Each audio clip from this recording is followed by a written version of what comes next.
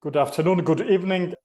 My name is Pavlos Metsnyuk. I am a research associate at Princeton University, and I'm grateful to Thea for inviting me to moderate today's lecture. The lecture will be delivered by Professor Najeeba Syeed and will be entitled Interfaith, Just, Peacemaking, Christian and Muslim Resources for Restorative Justice.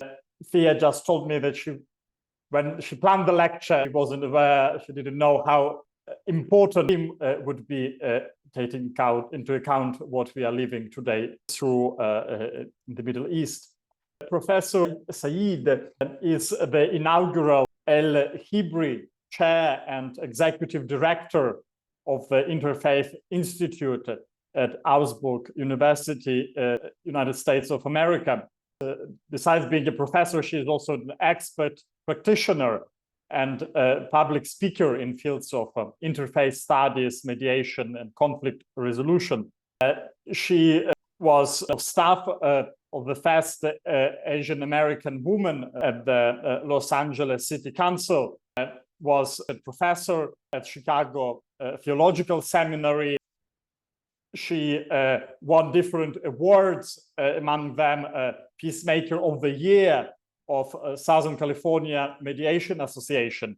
So Professor Syeed, in a way, has both academic and practical skills and competences to lead us into our today's discussion. She will speak for around 40 minutes, which will be followed by questions, and you are welcome to raise your hand to ask your question. You can do this live with your video on, and at the end I will make a couple of announcements on behalf of Oxford Interfaith Forum. So Najeeba, the floor is yours. Thank you so much. I'm so delighted to be here and serve as a fellow at the Oxford Interfaith Forum, which is leading so much of the necessary dialogue. What I think is very exciting about this conversation is that it's a transnational conversation. We are able to communicate across the world, and really, those of us that study human contact theory, study the ideas of deprovincialization of thought, we know that the best way to understand one another is, as we often say, talk to each other and not just about each other. So what an incredible achievement we have to be able to have this conversation today at a time that is so important. So I wanted to start off with today with two quotes, one from a mentor of mine. Some of you may know the work of Glenn Stassen, who was at Fuller Theological Seminary, a Christian ethicist who really pioneered interfaith just peacemaking, initially just peacemaking, and then in further volumes, interfaith just peacemaking.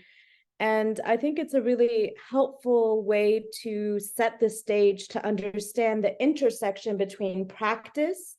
I'm a 30-year-long practitioner of conflict resolution, intervening myself in conflicts around the world as a part of a team or as an individual mediator.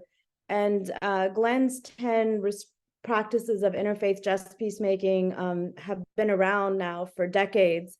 And I think one of the things that he really helped us think about is how to approach text with a principle of peacemaking.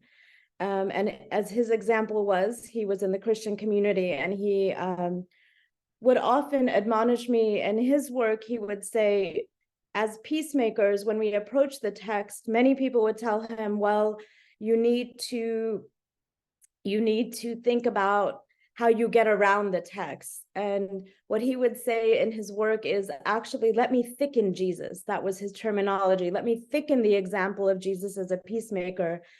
And that was such an inspiration for me. He has since passed away. It was such an inspiration for me to think about, how do I approach my text and context and thicken the examples of peace and justice that emerge from our text and our context. So I'll just share a quote from him and then from another scholar and then go into our talk today. And he talks about the hermeneutical point that he and other scholars were arguing is that a biblical teaching should not only be taken at the rules level or at the principles level, but we also need attention to the more basic conviction or symbolic world level.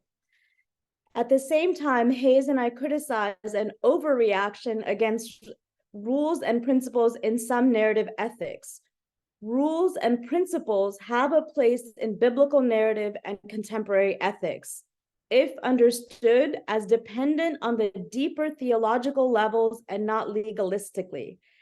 And you might find that interesting. I'm trained as a lawyer in my background, and I think one of the things that Glenn really admonished all of us from our different traditions was to not get focused, whether it's in the secular legal world or in the interpretation even of our own traditions, to understand, as he says, the deeper level and the deeper ethics. And I would argue, based on the work of many scholars, whether it's Elise Boulding or others, to draw from our process of interpretation the capacity to build cultures of peace. And that's really the transformational work that scholars like Glenn and many others were interested in, was the notion of peace building and the production of peace at the cultural level of society. And the other quote that I wanted to start off with was Rabia Terry Harris, who was part of a project that Glenn was also a part of at Fuller Theological Seminary between evangelical Christians and Muslims at a time when the tension was very high in the United States a number of years ago. And Rabia, we had several meetings between Muslim and Christian practitioners as well as thinkers.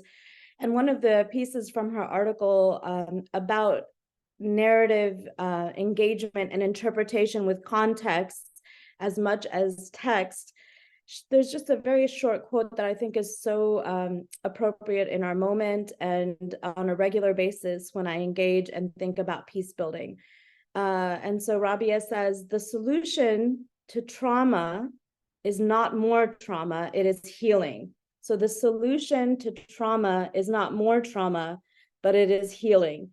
So I mention that because I think it's a very important approach to think about, in sort of, as many of us who are peacemakers and peace builders think about our work, we often think about the cessation of violence or the immediate saving of human lives as the goal. And what Rabia reminds us, both in her work as a scholar and a practitioner, is that to interrupt violence in a more permanent way, it really is to think about the notion of the cycle of violence where one trauma incurs and another is often done in retribution and another is done in retribution, that the way we interrupt the cycle of violence is actually through healing. And in her work through Muslim texts and sources, both the Sunnah or the life of Prophet Muhammad, as well as the Quran, she really derives stories and narratives similar to Glenn, very concerned and engaged in the narrative that builds the capacity for peace building, and as I mentioned earlier, the production of peace building cultures. So I wanted to start off with a couple of my own narratives to model the idea of importance in story-based engagement. And so I've been doing this work, as I mentioned, for about 30 years. And part of restorative justice is thinking about multiple venues in which it may happen. And it's not just an abstract concept. I often tell my students that one of the most abstract moral and religious and spiritual values is peace. So I'll have them start off a class with, draw a picture of what peace looks like to you. And this is whether it's at the graduate level or at the undergraduate level. I'm always struck by how hard that is, that the practicality, the implementation, the operation, putting it operationally is very difficult for many of us. So I think that's a very interesting concept for us to think about. What is it about the ideology of peace building that is so hard to put into practice every day? And that's really been the work of people like Rabia, Glenn, Elise Boulding from the Quaker tradition, the operationalizing of peace building. So I actually have a story at the moment. I got an email from the president of our university that there is a threat of violence for the university across the campus from us. So just before we started this call, I picked up my phone. I'm not on campus, I'm across the country, and called my staff and said, if you don't feel safe on campus, you are welcome to leave campus and go home. So the reality of violence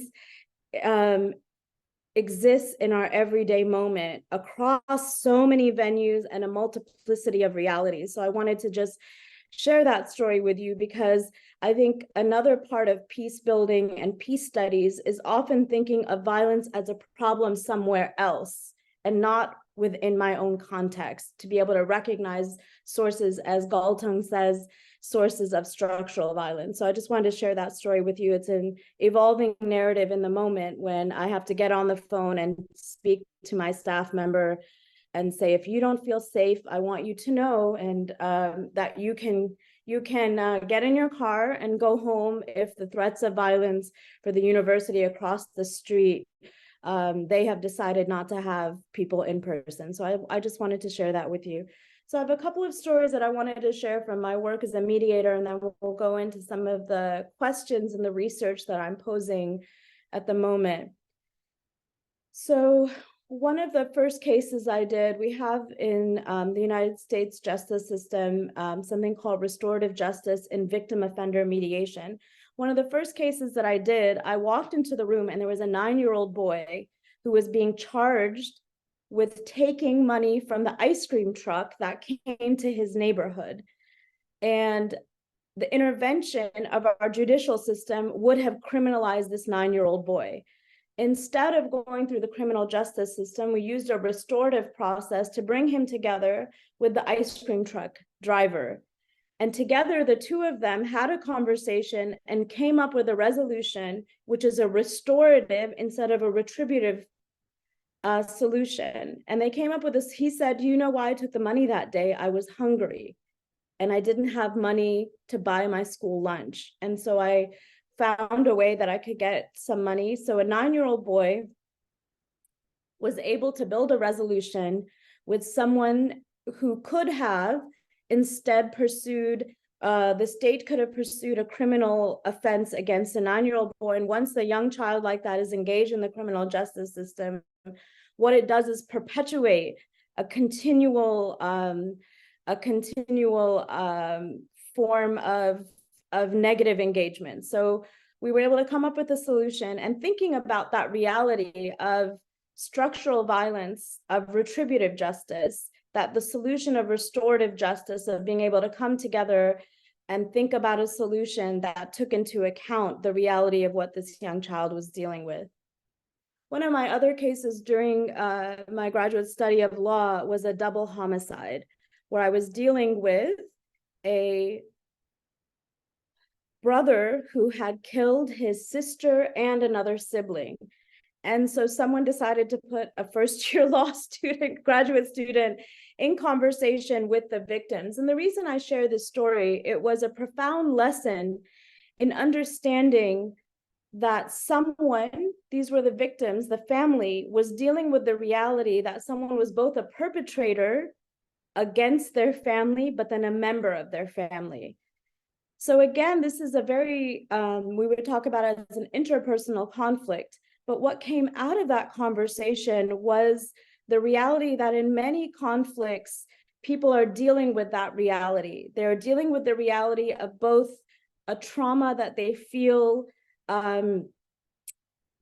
is happening to them, and at the same time, how do they deal with the reality when someone in their own community or their own family or their own neighborhood is also the perpetrator. And I share that story with you because it took an incredible amount of listening and understanding to get to a place where we were getting them ready for their victim impact statement, which is part of the criminal proceedings in the United States. But to think about this notion of how do we manage and handle over time the capacity of a restorative approach to justice that takes into account both trauma as well as the real need to address the harm that people have suffered. The third story that I wanted to share was around a community conflict where I was asked to intervene as a mediator, and this is within my own community, in the Muslim community. And I decided at that time that I didn't want to be part of a mediation process that perpetrated a continuous, I felt at that time, this is about 20 years ago, a continuous marginalization of one part of the community.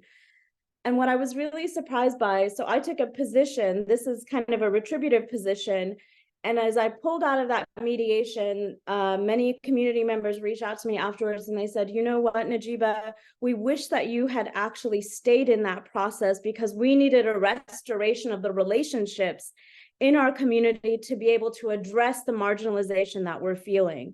And that was another lesson in understanding where, from the perspective of people who are closest to the conflict, that they often have the capacity to articulate a restorative process that some of us as outsiders may not see or understand.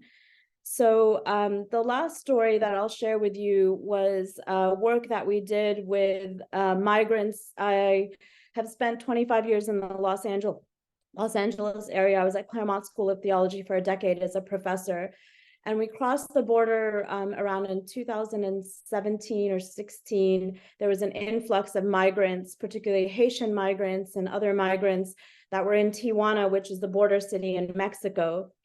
And we went to one of the encampments. We were there with healthcare workers. And I was really struck. I was standing next to a man who was holding a young girl. My Spanish is not very strong, but he was holding a baby next to him on his arms. And I said, well, what a beautiful daughter you have. And he said, oh no, this is not my daughter.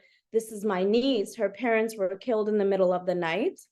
We walked across this continent, across the southern part of the North American continent to be able to have safety for her. And he asked me, here I am, he's Christian, I'm Muslim, and he asked me in Spanish, can you just pray for me and pray for our family?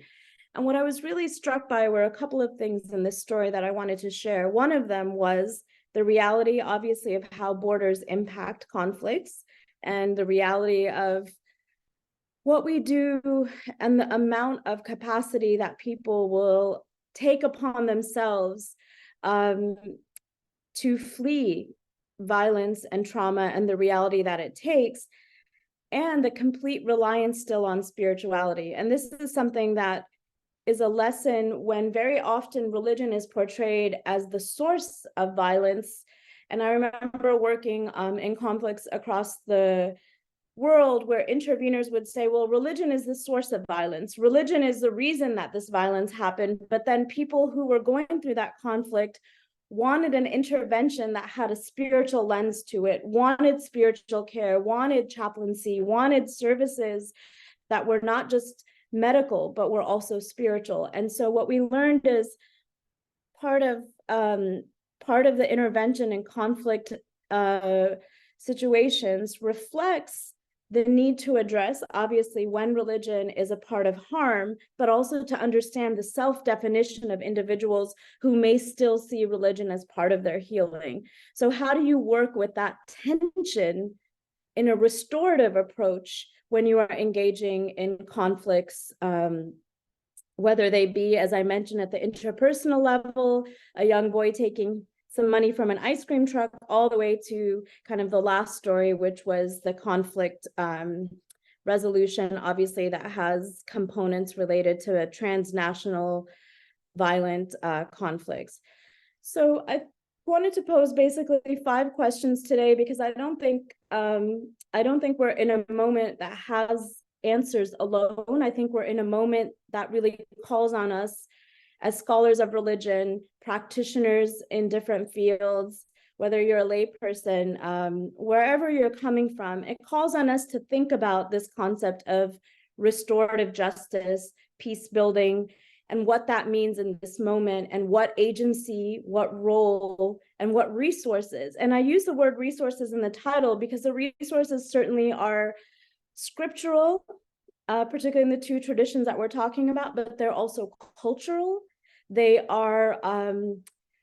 can also be derived from practices of hospitality. There are just so many resources. And I think thinking, as I mentioned with my my mentor, Glenn Stassen, thickening the examples and the spiritual ethics and the capacity that we have, both as individuals, as congregations, as communities, as institutions of higher learning, to build cultures of peace, I think is really the question that I often ask when I intervene in any conflict. I ask each of those parties, are you in each other's futures? And that's a question that we need to ask. Am I in your future? Are we in each other's futures? Because as Levinas tells us, that really the bridge to the other is the future. And I think that's a really powerful statement, that if we don't see each other in each other's futures, what does that say about our present? Or what we do in our present influences our future. So I think one of the really difficult, and I just wanted to kind of pose some of the questions that I'm forming these days in my own research and inquiry, is what do we do in a moment when really most of restorative justice processes that grow out of transitional justice are the mechanisms by which we transition from conflict into full-blown governance. What do we do, as Dan Philpott has pointed out to us in his scholarship very effectively, is that really transitional justice, he poses the question, is it a liberal project in which religion has a role? And that it is in many ways a bureaucratic process still in this moment. So Dan talks about, and he mentions, perpetrators ought to be punished and victims vindicated. So can be summarized the core commitments of the liberal human rights tradition. The approach to transitional justice, voiced most commonly by human rights activists and international lawyers, United Nations officials, several NGOs who support transitional justice, and many scholars. The paradigm is a close cousin of the liberal peace-building consensus, an approach to the broader project of reconstructing post-conflict societies that stresses human rights, democracy, and free markets. This idea is also widely shared among leading global institutions, including the United Nations, the World Bank, donor agencies, and NGOs. Abrogating justice, they argue, is always a sacrifice of justice, ought never to be re-envisioned as justice, and permitted only when demonstrably necessary for peace and democracy. Very often, they are also skeptical of goals of religious reconciliation like healing, overcoming enmity, and forgiveness. And so I mention that because I think we live in a moment where there was a recognition or a conceptual framework of a couple of kind of common wisdoms in peace building that we now could see in the last number of decades really need to be interrogated. First, do we have societies that are post-conflict? I think that is a very important question for us to understand. Or do we have societies and states, particularly fragile states, that continue to be really in scenarios where the conflict is never post-conflict, but just there under the surface, or people are continuously living in a reality of this idea of transitional justice? So what does that do when most of the human rights interventions are largely configured on regimes of human rights that may be state-based? What do we do in this particular scenario we're in? Our modern time, it's not as much one state versus another state, but it's really the implosion of states themselves. What do we do when the Human Rights Project is related to the implementation or the assumption that a state has that capacity. So I wanted to pose that question to us as scholars and thinking about what it does for religious actors in conflict situations. What is their role in the destabilization or the stabilization of the state? And what do you do when the state is often the problem itself, as we're seeing in the reality of states that are not protecting or not able to protect or may even attack their own. So this is, I think, one of the challenges to the scholarship of people like Glenn Stassen, who have passed away. So much of the project, as Dan Philpott talked about it, the liberal project of transitional justice relied on an understanding of human rights regimes that would follow values that made sense in an international definition of human rights. So I think that's a really important question for us as scholars of religion and thinking, and as we analyze the role of religion in conflict situations. So I think that was just one of the questions that I had for us, is what is the role of religion as we think about this project of transitional justice? And here I'm speaking broadly across contexts, but it could be contextualized into any of your own contexts or situations. The second piece that I wanted to address that Dan has mentioned is this idea of thinking about reconciliation as the model. We can think of many truth and reconciliation commissions. We've had some in the United States as well, in Greensboro, North Carolina. But this idea that the way through, or the method of engagement of transitional justice, is reconciliation. And I think that fits very well, as Dan Philpott talks about in his work. It may fit with certain religious traditions, or it articulates a particular stance of how we engage with justice. So I think one of the things that I want us to think about as scholars of religion, what is the contribution of multiple religious identities to the conversation around transitional and restorative justice? Do we hold reconciliation as the highest value? Does reconciliation reflect a particular religious ethos or perspective? So I'll just speak really briefly here again from Dan's work, and he says, perhaps most distinctive of all of these traditions' way of thinking about the most fundamental political value, justice. Here he's talking about Islam, Judaism, and Christianity. Most striking is the claim of some theologians that reconciliation does not merely complement, fortify, or leaven justice, but in fact is itself justice. They point to the Hebrew words that translate to the English justice in the Jewish scriptures, Sadaqah and Mishpat, and point out these also translate into righteousness, the thoroughgoing right relationship prescribed by God's covenants. Christian theologians point out precisely the same dynamic in the New Testament Greek words for justice, the several words that they mention, and he goes on to mention those. Something much like the right relationship is also the meaning of the Arabic adl, the word that the Quran most commonly uses for justice.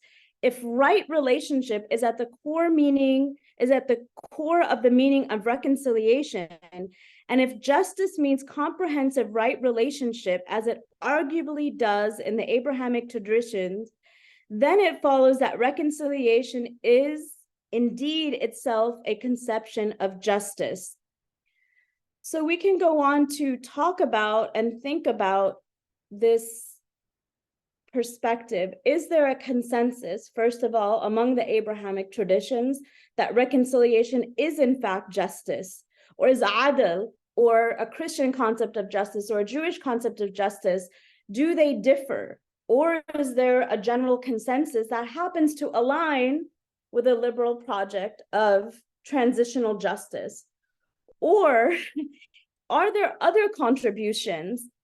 Maybe there isn't a consensus, or maybe a consensus needs to be developed for the implementation of transitional justice as an operationalizing mode for the recovery and the resolution of conflict. Maybe if there is no consensus, what do we do when there are competing understandings of justice, but particularly the road of reconciliation as justice itself? So that is a question that I think we need to ask and have an honest conversation about whether we're instrumentalizing religions for a particular end and the transparency of that as well.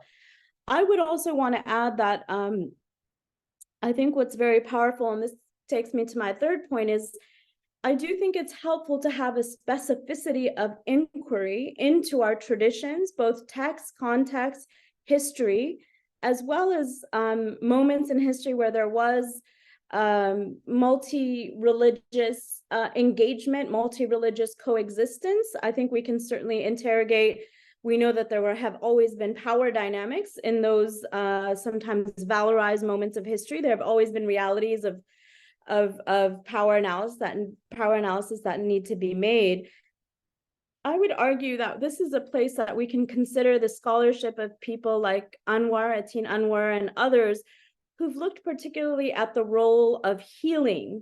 And that's why I started off with Rabia's point, that when we engage in projects of commissions, projects that are very bureaucratic in nature, are they producing cultures of peace?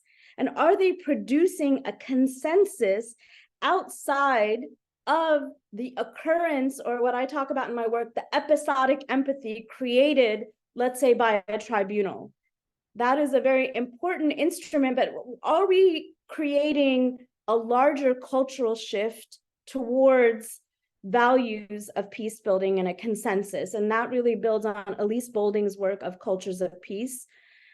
And so I wanted to think about some of the scholarship of individuals like Fania Davis, who've moved us to an interpretation of healing justice, not just transitional justice or retributive justice. So she says, today, this is Fania Davis's work, today, I believe there is nothing more subversive than helping to midwife a new evolutionary shift of the human species into an era where we will no longer be entranced with socioeconomic formations and ways of being and thinking that produce disconnection, domination, and devastation. Instead, we can be present upon the earth in ways that bring healing, wholeness, and a sense of the sacred in our connection with the other, and a sense of the sacred in our connection with one another and with all of creation.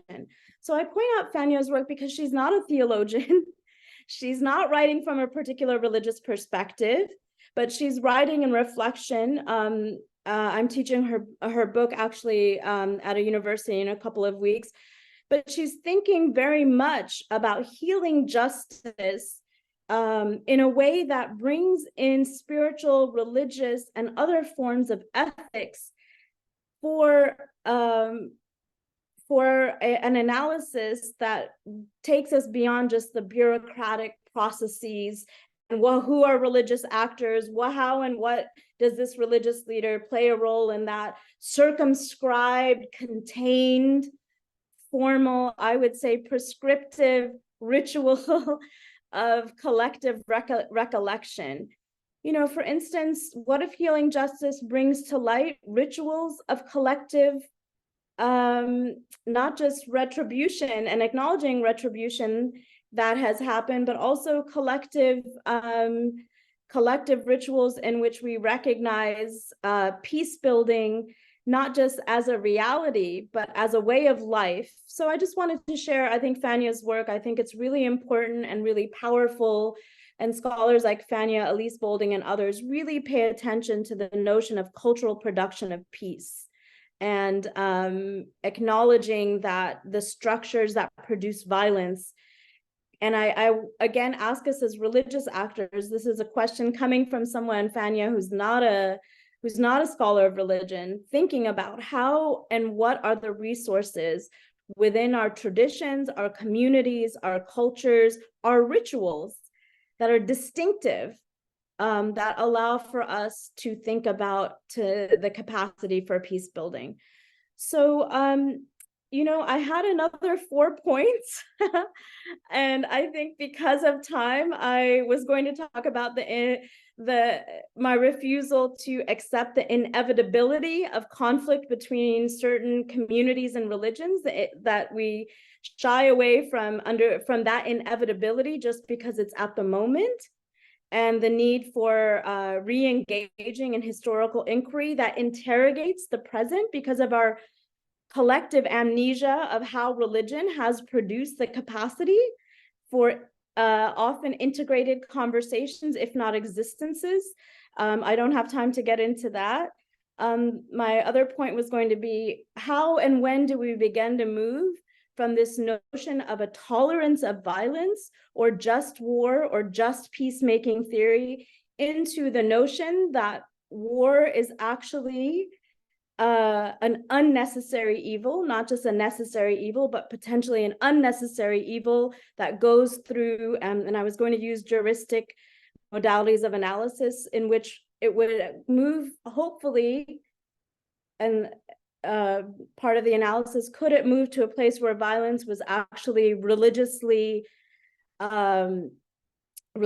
banned? And there are some individual theologians that have come to that place, and there have been whole communities in different parts of history. And having studied at a Quaker college, that was part of what I was really interested and excited to learn, is theorists and theologians who come from that place where war is an unnecessary evil, not a necessary one. But I don't have time to go into that.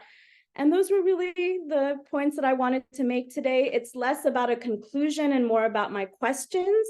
And really the question that I think all of us should have at the table is, am I in your future? And that's it. We're happy to take questions now. And I turn the floor back over to Pablo. I hope it was thought-provoking. And I know for me in this moment, I have many, many other questions that I wanted to pose. But I do think the discussion will be helpful. And thank you so much, Dr. Gomaleri, for letting me into this space. I hope it was productive. So I know it's evening there, it's morning for me. Yes, thank you. Thank you very much, Najeeba, for giving us really interfaith approach to peace. Yes, and you quoted people belonging to different traditions, and shown how even our method, yes, can be dialogical and not only leading to a dialogue and peaceful coexistence between people. Thank you. Thank you very much. So before I will ask everybody to thank Professor Najeeba Syeed for her wonderful lecture, I have an announcement to make.